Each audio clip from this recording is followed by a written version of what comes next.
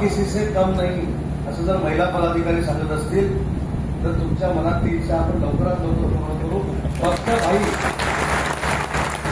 हा आवाज रत्नागिरी मतदारसंघातला नाही आहे, हा आवाज सावंतवाडी मतदारसंघातला आहे. सावंतवाडी मतदारसंघात जर सांगितलं जात आहे की स्वबळावर लढलं गेलं पाहिजे, पण याचं कारण एकच आहे की प्रत्येक कार्यकर्त्याचा, प्रत्येक पदाधिकाऱ्यांचा दीपक भाईंवर विश्वास आहे.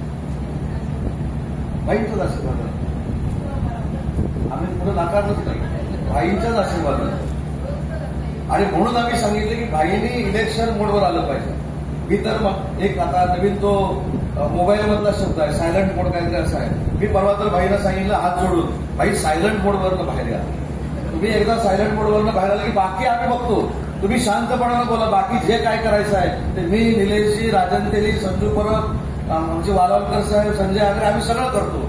तुम्ही फक्त आशीर्वाद द्या आणि लढ म्हणा. बाकी काय करायचं ते सिंधुदुर्गात आम्ही करतो. भाई या वाक्याला टाळा किती पडल्यात बघा. आहे की तुमचं म्हणणं आहे ते कुणी नाकारलेलं नाही, कारण तुम्ही आहे की तुमचं म्हणणं आहे ते कुणी नाकारलेलं नाही, कारण तुम्ही आमचे मार्गदर्शक आहात. तुम्हाला आमच्या सगळ्यांपेक्षा राजकीय अनुभव मोठा आहे. समन्वयाची भूमिका असली पाहिजे याच्याबद्दल तुम्हाला त्याचं काही कारण नाही.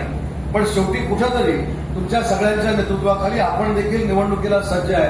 हा देखील संदेश कार्यकर्त्यांपर्यंत जाणं हे अतिशय महत्वाचं आहे. आपल्याकडे ज्या नगरपालिका असतील, नगरपंचायती असतील, पंचायत समिती असतील, जिल्हा परिषद असतील, याच्यामध्ये एक उमेदवार आपण असा तयार करून ठेवू की त्या उमेदवाराच्या आणि शिवसेनेच्या नावावर तो उमेदवार समोरच्याचं डिपॉझिट घालवेल. अशा ताकदीचे उमेदवार त्या जिल्ह्यामध्ये आपण जर उभे केले तर आपली ताकद एवढी मोठी आहे की पुढच्या निवडणुकीपासून आपण कोणाला किती सोडायचं याच्यावर चर्चा सुरू.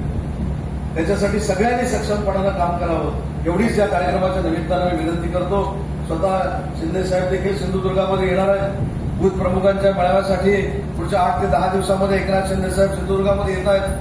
त्या बूथ प्रमुखांच्या मेळाव्याला आपल्याकडे कॉन्क्रीट प्रपोजल पाहिजे की आम्ही भगवा कसा फडकवणार आहोत. आपण सगळ्यांनी मिळून सांगितलं पाहिजे की साहेब तुम्ही द्याल तो आदेश, तुम्ही द्याल त्या आदेशाचं पालन करून तुम्हाला अपेक्षित शिवसेनेचा भगवा हा जिल्हा परिषद पंचायत समितीवर आपण फडकून दाखवू.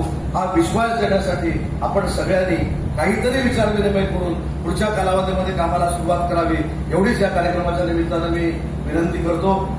कमी वेळात देखील संजू परब साहेब एवढे सगळे पदाधिकारी या ठिकाणी जमले त्याबद्दल तुमचे देखील आभार मानतो, पदाधिकाऱ्यांचे देखील आभार मानतो.